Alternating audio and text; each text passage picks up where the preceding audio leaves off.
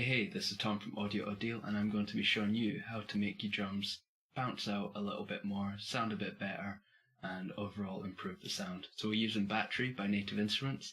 I'm just using a standard Urban drum kit, just the first one there, and we have ourselves a little garage beat. Here we go. So a lot of people say you should layer your drums. You could do this individually, but what Battery allows is just duplicating your track and then loading in a new sound. So let's get an analog drum kit sound, and let's just load in a random one. I'll select this one, and let's have a listen.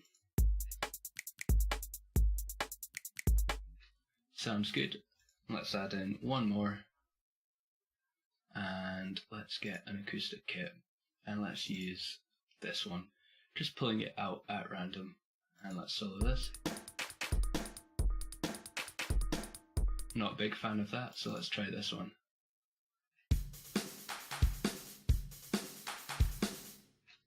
That's good, that's nice and reverberant. So what we can do, we can get them all layered together and have a little listen and see which sounds we can increase or lower the volume of so they all sound good.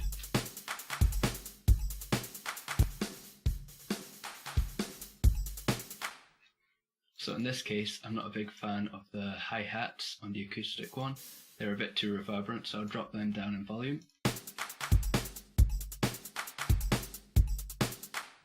But other than that, everything there sounds good. So what we can do, we can put them all in a folder and we can start editing them. So what I recommend is we get a bit of Ferrix TDS, and this is a great tape dynamic simulator, and we just start playing about with this. Let's set it to classic mode, and I will toggle the on and bypass knob so we can hear it as we go. So let's have a little play about.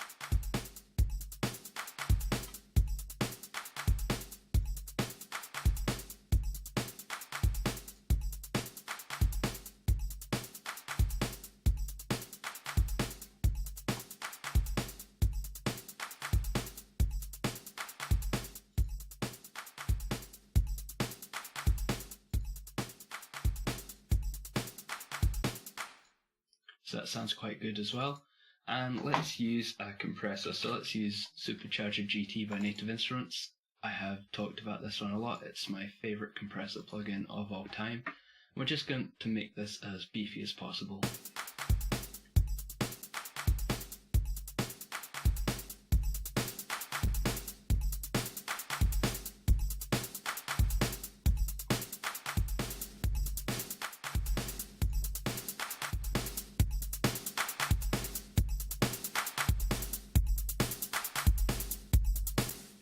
So as you can hear, it is quite an overly compressed sound at the moment. That's because we're about to do parallel or New York compression, where we mix the wet and dry signal together. So I'll play you the wet one and then switch over to the dry so you can hear the difference. So that's uncompressed, and that's not compressed. And what we're going to do is we're about to blend it together until it sounds good.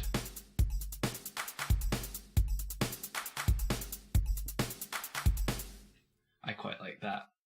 Now then, it sounds pretty good at the moment, but let's just get it EQ'd so it sounds as good as possible. So what I'm going to do, I'm just going to use Reaper's stock EQ, which is really good, and I'm going to feed the EQ'd signal directly into the compressor. So let's have a listen and let's make it sound as good as we can get.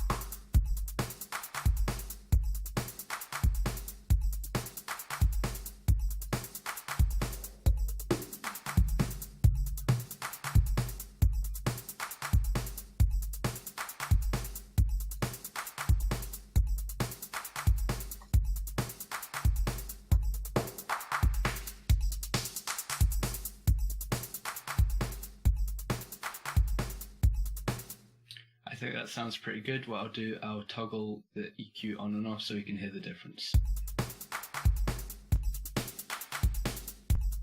Okay, so we have it EQ'd a little bit nicer, and that's going to be good because it allows us to just have a cleaner, tighter sound to work with. So what I'm going to do, I'm going to create a new track, and I'm going to send the signal to the new track, and we're going to add some distortion. So let's use Driver by Native Instruments. So let's just find Driver, and what this is going to do is it's going to distort the sound a bit.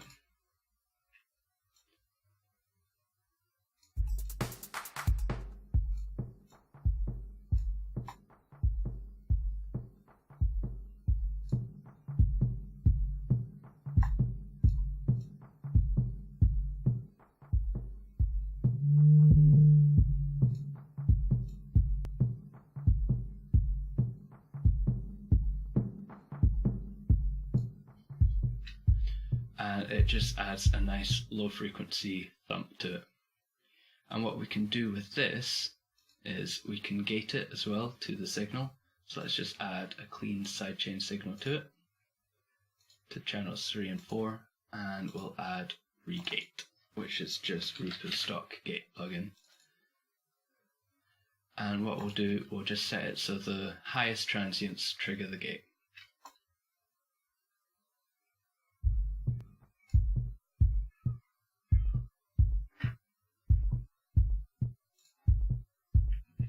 And what this does is it just allows the signal to thump a little bit more.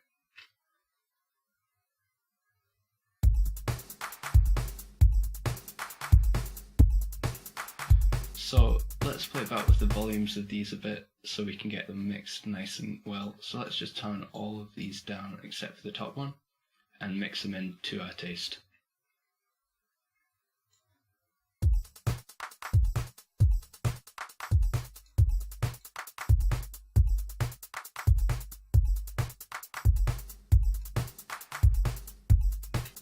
So there we have it. We've got quite a fat sounding kit already, made by layering 3 different kits together.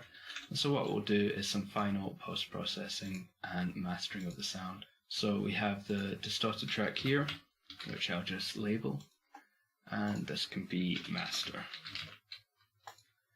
And what we're going to do is add just some multiband compression, and we'll just take a nice preset from here and we'll have a listen with it on and off.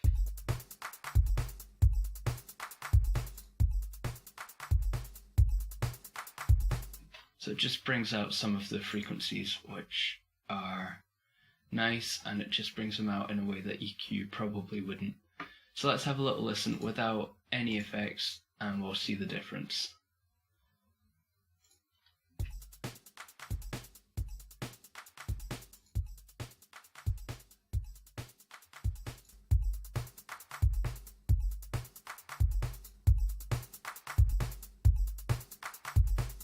That's all we really need to do, because if we take these off and just solo this track, you can hear it's very electronic and not that interesting, but by adding different layers and different sounds and just a little tiny bit of processing, which you can do in 5 minutes, it turns it into something really quite interesting.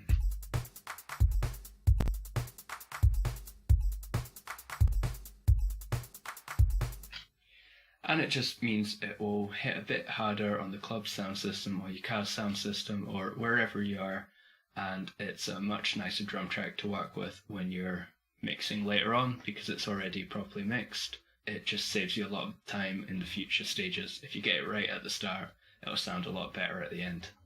Awesome. Thank you very much for watching. I hope this was interesting and helpful. If it was, please subscribe and give the video a like.